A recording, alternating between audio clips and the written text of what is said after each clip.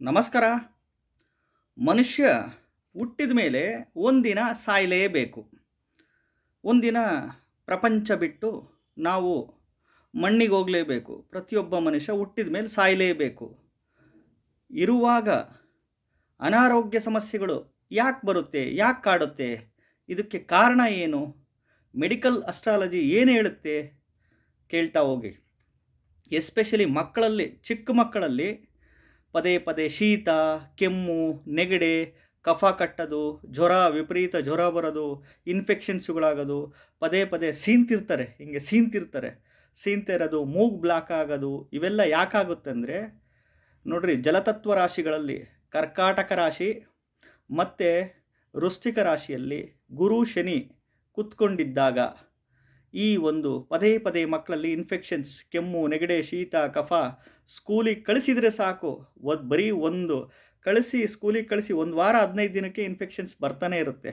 ಮತ್ತೆ ನೀವು ತೋರಿಸ್ತೀರಾ, ವಾಸಿ ಮಾಡ್ತೀರಾ, ಮತ್ತೆ ಸ್ಕೂಲ್ಗೆ ಹೋಗ್ತಾರೆ, ಮತ್ತೆ ಪದೇ ಪದೇ ಬರ್ತಾನೇ ಇರುತ್ತೆ.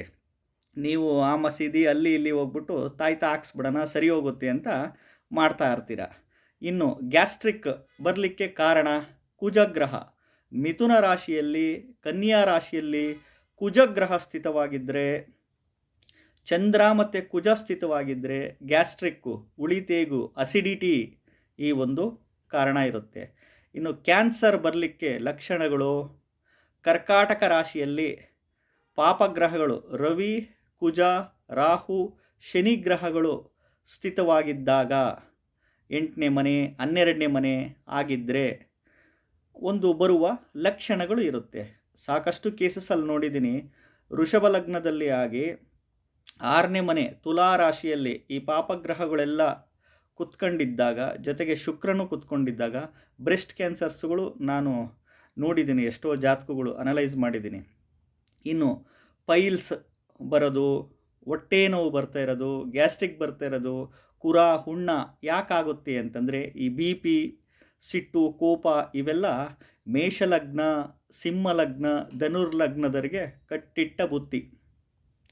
ಇನ್ನು BP ಯಾರ ಜಾತಕದಲ್ಲಿ ಕುಜ ಶನಿ ಒಟ್ಟಿಗೆ ಇರ್ತಾರೋ BP ಇದ್ದೇ ಇರುತ್ತೆ. ಇವರಿಗೆಲ್ಲ ವಿಪರೀತ ಸ್ವಲ್ಪ ಟ್ರಿಗರ್ ಆಗ್ತಿರ್ತಾರೆ, ಸಿಟ್ಟು ಕೋಪ ಜಾಸ್ತಿ.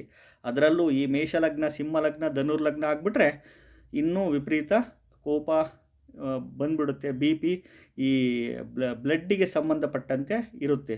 ಕುಜನೂ ಕರ್ಕಾಟಕ ರಾಶಿಯಲ್ಲಿ ನೀಚನಾಗಿದ್ದವರು ಈ ಮೂಳೆಗೆ ಸಂಬಂಧಪಟ್ಟಂತೆ ರೋಗಗಳು ಬರೋದು, ಈ ಬ್ಲಡ್ಡು ಕಡಿಮೆ ಇರೋದು ಅಥವಾ ಬ್ಲಡ್ಡು ವಿಪರೀತ ಜಾಸ್ತಿ ಇರೋದು, ಆಕ್ಸಿಡೆಂಟ್ಸ್ ಆಗಿ ಮೂಳೆಗೆ ಸಮಸ್ಯೆಗಳು ಮಾಡ್ಕೊಳ್ಳೋ ಲಕ್ಷಣಗಳು ಇರುತ್ತೆ. ಇನ್ನು ಕನ್ಯಾ ರಾಶಿಯಲ್ಲಿ ರಾಹು ಇದ್ದರೆ ಮಕ್ಕಳಿಗೆ ಎಸ್ಪೆಷಲಿ ಹೊಟ್ಟೆ ನೋವುಗಳು ಬರ್ತಾ ಇರುತ್ತೆ. ಸಿಂಹ ರಾಶಿಯಲ್ಲಿ ಒಂದು 4-5 ಗ್ರಹಗಳು ಕೂತ್ಕೊಂಡಿದ್ರೆ ಮಲಬದ್ಧತೆ ಪ್ರಾಬ್ಲಮ್, ಕಾನ್ಸ್ಟಿಪೇಷನ್ ರಿಲೇಟೆಡ್ಸ್ ಪ್ರಾಬ್ಲಮ್ಸ್ಗಳು ಇರುವ ಲಕ್ಷಣಗಳಿರುತ್ತೆ. ಇನ್ನು ಈ ಕುಜ, ಶನಿ, ರಾಹು ಗೋಚಾರದಲ್ಲಿ ಧನುರಾಶಿಯಲ್ಲಿ ಬಂದಾಗ ಆ ಒಂದು ರಾಶಿಯವರಿಗೆ ಈ ಸ್ಪೈನಲ್ ಕಾರ್ಡ್ ಇಂಜುರೀಸ್ ಅಂತ ಲಕ್ಷಣಗಳಿರುತ್ತೆ, ಆಪ್ರೇಷನ್ಸ್. ಎಷ್ಟೋ ಲಗ್ನದಲ್ಲಿ ನೋಡಿದ್ದೀನಿ, ಮಿಥುನ ಲಗ್ನ ಆಗಿ ಕನ್ಯಾ ರಾಶಿಯಲ್ಲಿ 4ನೇ ಮನೆಯಲ್ಲಿ ಕುಜ ರಾಹು ಇದ್ದವರೆಗೂ ಈ ಸ್ಪೈನಲ್ ಕಾರ್ಡ್ ಆಪ್ರೇಷನ್ಸ್ಗಳು ಆಗಿರುತ್ತೆ. ಹಾಗಾಗಿ ಇನ್ನು ಊಟದಲ್ಲಿ ಕಲ್ಲು ಸಿಕ್ತಿದೆ, ಕೂದಲು ಸಿಕ್ತಿದೆ, ಊಟದಲ್ಲಿ ಕಲ್ಲು ಸಿಕ್ಕಿ ಅಲ್ಲೇ ಮುರಿದೋಯ್ತು ಅಂದರೆ ಲಗ್ನದಿಂದ 2ನೇ ಮನೆ ಕುಜ ಕೇತು ಇರುತ್ತೆ. ಇನ್ನು ಕುಜ ರವಿ ಕೇತು ಒಟ್ಟಿಗೆ ಇದ್ದರೆ, ಕುಜ ರವಿ ರಾಹು ಅಥವಾ ಕುಜ ರವಿ ಕೇತು ಒಟ್ಟಿಗೆ ಇದ್ದರೆ ಸದಾ ಅವ್ರ ಕಣ್ಣುಗಳು ಕೆಂಪಾಗಿರ್ತವೆ, ಇವರೇನು ಡ್ರಿಂಕ್ಸ್ ಮಾಡ್ತಾರೇನೋ ಅಂತ ಅನ್ನಿಸ್ತಿರ್ತಾರೆ ಯಾರಿಗಾದರೂ. ಚರ್ಮದ ಸಮಸ್ಯೆಗಳು, ಸ್ಕಿನ್ ಪ್ರಾಬ್ಲಮ್ಸ್ ಯಾರಿಗೆ ಬರುತ್ತೆ ಅಂದರೆ ಎಸ್ಪೆಷಲಿ ರಾಹು ದಶೆ ನಡೆದಾಗ, ಗುರು ದಶೆ ನಡೆದಾಗ ಈ ಒಂದು ಸಮಸ್ಯೆಗಳು ಬರುತ್ತೆ. ಯಾವುದೇ ಗ್ರಹದ ದಶಾಭುಕ್ತಿಗಳು ನಡೀಲಿ, ಎಸ್ಪೆಷಲಿ ದಶಾಭುಕ್ತಿಗಳಲ್ಲಿ ಯಾವುದೇ ಗ್ರಹದ ದಶಾಭುಕ್ತಿ ನಡೀಲಿ, ದಶದಲ್ಲಿ ಭುಕ್ತಿಯಲ್ಲಿ 4ನೇ ಮನೆ, 6ನೇ ಮನೆ, 8ನೇ ಮನೆ, 10ನೇ ಮನೆ, 12ನೇ ಮನೆ ಬಂದುಬಿಡ್ತು ಅಂತಂದರೆ ಖಂಡಿತವಾಗ್ಲೂ ದೀರ್ಘಕಾಲಿಕ ಅನಾರೋಗ್ಯದ ಸಮಸ್ಯೆಗಳು ಉಲ್ಬಣ ಆಗುತ್ತೆ. ಚೆಕ್ ಮಾಡ್ಕೊಳ್ಳಿ. ಇದು KP ಸಿಸ್ಟಮಲ್ಲಿ, ನಾಡಿ ಸಿಸ್ಟಮಲ್ಲಿ ಈ ಕಾಂಬಿನೇಷನ್ಸ್ ಪ್ರಕಾರ ಹೇಳ್ತಾ ಹೋಗ್ತೀವಿ.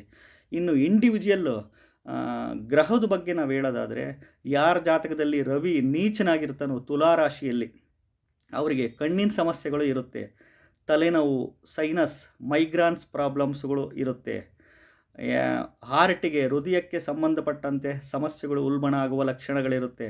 ಜೊತೆಗೆ ಬುಧ ಎರಣ ಇದ್ಬಿಟ್ರೆ, ಬುಧ ರಾಹು ಎರಣ ತುಲಾರಾಶಿಯಲ್ಲಿ ರವಿ ಜೊತೆಗೆ ಇದ್ಬಿಟ್ರೆ ವಿಪರೀತ ತಲೆನೋವು, ಕಣ್ಣಿನ ಸಮಸ್ಯೆಗಳು, ಮೈಗ್ರಾನ್, ಮತ್ತು ತಲೆಗೆ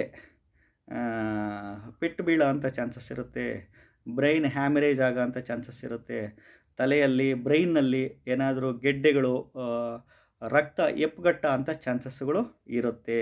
ಇನ್ನು ಚಂದ್ರ ವೃಶ್ಚಿಕ ರಾಶಿಯಲ್ಲಿ ನೀಚನಾಗಿದ್ದರೆ ಇವರೆಲ್ಲ ಭಾಳ ಎಮೋಷ್ನಲ್, ಭಾಳ ಸೂಕ್ಷ್ಮ ಸ್ವಭಾವದವರು, ಒಂದು ಮಾತು ಅನ್ನಂಗಿಲ್ಲ, ಹತ್ತು ಬಿಡ್ತಾರೆ, ಅಳ್ತಾರೆ, ಸ್ವಲ್ಪ ಚಾಡಿನೂ ಹೇಳ್ತಾರೆ. ಈ ಚಂದ್ರನ ಜೊತೆಗೆ ರಾಹು ಸ್ಥಿತವಾಗಿದ್ದರೆ ಸ್ವಲ್ಪ ಚಾಡಿ ಹೇಳೋದು, ಎಮೋಷ್ನಲ್, ಭಾಳ ಅಳೋದು, ದುಃಖ ಪಡೋದು, ಸಣ್ಣ ಪುಟ್ಟ ವಿಷಯಗಳಿಗೂ ಮಾನಸಿಕವಾಗಿ ನೊಂದು ಬಿಡ್ತಾರೆ. ಇನ್ನು ಕುಜ ಕರ್ಕಾಟಕ ರಾಶಿಯಲ್ಲಿ ನೀಚನಾಗಿದ್ದರೆ ಬ್ಲಡ್ಡು ವಿಪರೀತ ಕಡಿಮೆ ಇರುತ್ತೆ ಅಥವಾ ಬ್ಲಡ್ಡು ವಿಪರೀತ ಜಾಸ್ತಿ ಇರುತ್ತೆ, ಮೂಳೆಗೆ ಸಂಬಂಧಪಟ್ಟಂತೆ ರೋಗಗಳು ಉಲ್ಬಣ ಆಗೋ ಲಕ್ಷಣಗಳಿರುತ್ತೆ, ರಕ್ತ ಆಕ್ಸಿಡೆಂಟ್ ಆಗಿ ಬಿದ್ದು ಮೂಳೆ ಓಪನ್ ಆಗೋಂಥ ಚಾನ್ಸಸ್ ಇರುತ್ತೆ. ಕುಜ ಇವರೆಲ್ಲ ಸ್ವಲ್ಪ ಅಬ್ಯೂಸ್ ಲ್ಯಾಂಗ್ವೇಜ್, ಕೆಟ್ಟ ಮಾತುಗಳು ಬಳಸ್ತಿರ್ತಾರೆ. ಕುಜ ಮಕರ ರಾಶಿಯಲ್ಲಿ ಇದ್ರೂ ಅಷ್ಟೇ, ಉಚ್ಚವಾಗಿದ್ರೂ ಅಷ್ಟೇ, ಕುಜ ನೀಚವಾಗಿದ್ದರೂ ಅಷ್ಟೇ. ಇನ್ನು ಈ ರಾಹು ದಶೆ ಒಳಗಡೆಲ್ಲ ಸ್ವಲ್ಪ ಚರ್ಮದ ಸಮಸ್ಯೆಗಳು, ಸ್ಕಿನ್ ಪ್ರಾಬ್ಲಮ್ಸ್ಗಳು ಉಲ್ಬಣ ಆಗುತ್ತೆ, ಸೋರಿಯೋಸಿಸ್ಸು, ಚರ್ಮದ ಸಮಸ್ಯೆಗಳು. ಇನ್ನು ಗುರು ದಶೆ ಒಳಗಡೆನೂ ಅಷ್ಟೇ, ಚರ್ಮದ ಸಮಸ್ಯೆಗಳು, ಸೋರಿಯಾಸಿಸ್ಸು, ಸ್ಕಿನ್ ರಿಲೇಟೆಡ್ಸು. ಈ ಗುರು ಏನನ್ನ ಮಕರ ರಾಶಿಯಲ್ಲಿ ನೀಚನಾಗ್ಬಿಟ್ಟಿದ್ರೆ jaundice, sugar, TB, diabetes, liver, pancreas, small intestine, large intestine, ಸಣ್ಣ ಕರಳು, ದೊಡ್ಡ ಕರಳು, ಗಾಲ್ ಬ್ಲ್ಯಾಡರ್, ಹರ್ನಿಯಾ ರಿಲೇಟೆಡ್ಸ್ ಆಗ ಅಂಥ ಲಕ್ಷಣಗಳಿರುತ್ತೆ. ಶುಗರ್ ಅಂತೂ ಬರುವ ಮೇಜರಾಗಿ ಲಕ್ಷಣಗಳಿರುತ್ತೆ.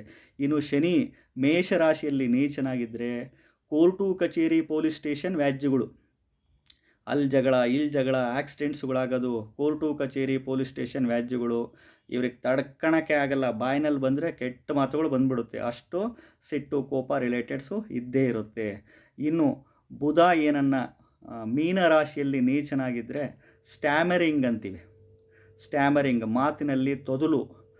ಮತ್ತು ಈ ಬುಧ ಈ ತುಲಾರಾಶಿಯಲ್ಲಿ ಇದ್ದು ನೋಡಿದ್ದೀನಿ, ರವಿ ಜೊತೆಗೆ ಬುಧ ಏನನ ಇದ್ದರೆ ಸ್ಟ್ಯಾಮರಿಂಗ್, ಮಕ್ಕಳಲ್ಲಿ ದೊಡ್ಡವರಲ್ಲಿ ಮಾತು ತೊದಲಿಸ್ತಾರೆ.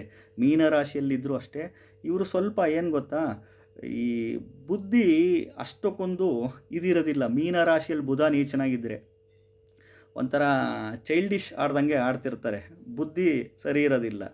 ಇನ್ನು ಶುಕ್ರ ಕನ್ಯಾ ರಾಶಿಯಲ್ಲಿ ನೀಚನಾಗಿದ್ದರೆ ಇವರಿಗೆ ಹೆಣ್ಣಿನಿಂದ ಸ್ವಲ್ಪ ಸಮಸ್ಯೆಗಳು ಬರುವಂಥ ಲಕ್ಷಣಗಳಿರುತ್ತೆ.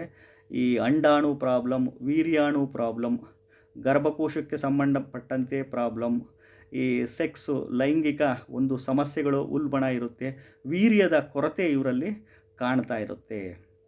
ಇನ್ನೂ ಹೇಳ್ತಾ ಹೋದರೆ ಸಾಕಷ್ಟು ಹೇಳ್ಬೋದು, ಅರ್ಥ ಆಯ್ತಾ. ಮನುಷ್ಯನಿಗೆ ಆರೋಗ್ಯ ಭಾಳ ಮುಖ್ಯ. ಅನಾರೋಗ್ಯ ಸಮಸ್ಯೆ ಬಂದಾಗ ಆರೋಗ್ಯದ ಬೆಲೆ ಗೊತ್ತಾಗುತ್ತೆ. ನಮಸ್ಕಾರ.